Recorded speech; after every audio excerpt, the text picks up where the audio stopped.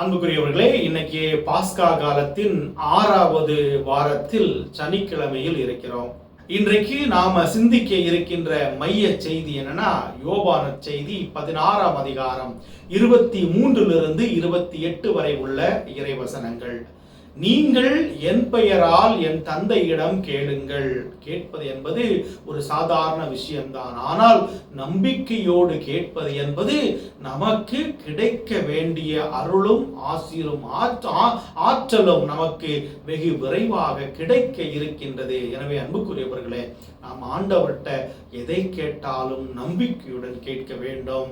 நாம் எதை கேட்டாலும் இயேசுவினுடைய பெயரால் கேட்க வேண்டும். அதைத்தான் நம்ம திருப்பலியில நம்ம பார்க்கிறோம்.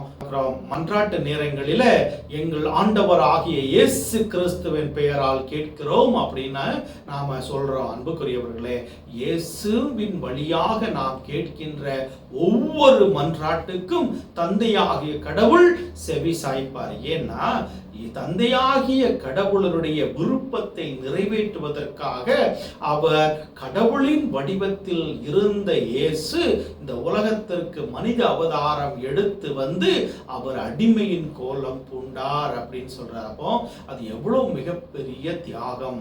இந்த உலகத்தை மீட்டெடுப்பதற்காக அவர் சிலுவையிலே முழுமையாக கையளித்தார்னா அது தியாகத்தினுடைய உச்சம். அதனால அன்புக்குரியவர்களே, நாம இயேசு கிறிஸ்துவின் நாமத்தினால் தந்தையாகிய கடவுளிடம் நாம் ஜெபிக்க வேண்டும். இதை நாம இன்னைக்கு புரிந்து கொள்ள வேண்டும்.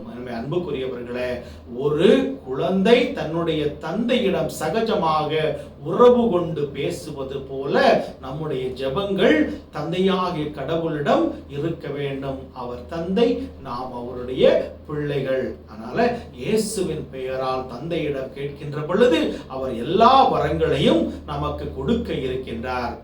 மன்றாட்டு என்பது ஒரு உறவு மட்டுமல்ல, மாறாக அது நமக்கும் இறைவனுக்கும் இடையே உள்ள அந்த உறவினுடைய ஆழத்தை மேம்படுத்துகின்றது. இயேசு இந்த உலகத்திற்கு எதற்கு வந்தானா, அவர் பாவத்தினால் பிரிந்து கிடந்த உறவை தன்னுடைய உறவை கொடுத்து அவர் அந்த பாலமாக இருந்து நம்மை மீட்டெடுப்பதற்காக இந்த உலகத்திற்கு வந்தார்.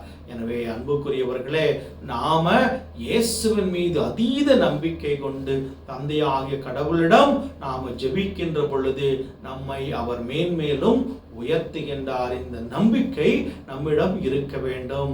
என் பெயரால் நீங்கள் எதை கேட்டாலும் உங்களுக்கு கொடுப்பேன்னு இயேசு சொல்லி இருக்கின்றார். அதற்காக நாம கேட்டவுடனே அவர் கொடுப்பது என்பது சாத்தியமற்ற செயல். இன்னைக்கு நிறைய பேரு அவர் சுயநலத்திற்காக கேட்கின்றார்கள். அடுத்தவர்கள் அழிந்து போக வேண்டும், அடுத்தவங்க கெட்டு போக வேண்டும் என்பதற்காக நம்முடைய ஜெபத்தை ஆண்டவர் கேட்க மாட்டார். மாறாக நமக்கு எது தேவைப்படுகின்றதோ அவர் ஏற்ற விதத்திலே உகந்த விதத்தில் நமக்கு தர இருக்கின்றார். இதை நாம் மனதிலே கொண்டு நம்முடைய ஜெபம் ஒரு உறவின் பரிணாமம் கொண்டு இருக்கின்ற ஜெபமாக இருக்க வேண்டும். ஆண்டவருடைய பிள்ளைகளாக வாழ நாம் இன்றைய நாளில் தொடர்ந்து ஜெபிப்போம். இயேசுவின் வழியாக ஜெபிப்போம். இயேசுவின் நாமத்தினால் தந்தையாக கடவுளிடம் ஜெபிப்போம்.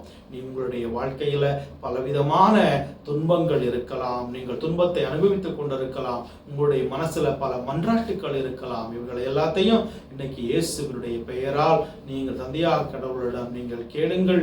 அவர் உங்களை அற்புதத்தால் நிரப்பி ஆசிரியரையும் ஆற்றலை நிறைவாக கொடுத்து உங்களுடைய குடும்பத்தை ஆசீர்வதிப்பதற்காக நான் ஜெபிக்கிறேன். God bless you.